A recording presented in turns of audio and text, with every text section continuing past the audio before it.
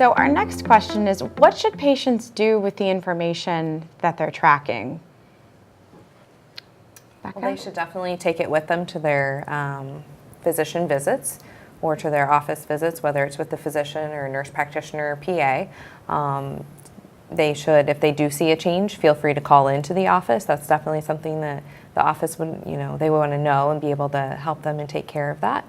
I think just keeping it as a log Yeah. is so important because this disease is not going away. Tell the story. And our memories are challenged, and you've got a lot of stress going on, and it's hard to remember from year to year. And if you've had PV for 5-10 years, it's nice to be able to look back and say, this is how I felt in 2018. I definitely know that this is a new symptom, or this symptom's worse.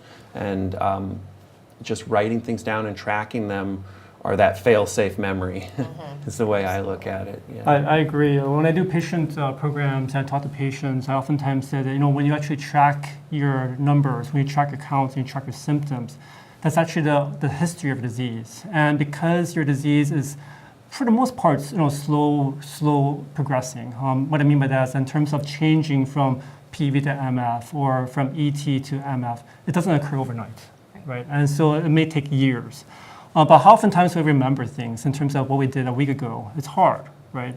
And so in terms of actually looking at the trends, I think it's really important to have records of your CBC and symptoms to say, hey, is my disease changing over time? And when that change occurs, you should definitely share that with your provider.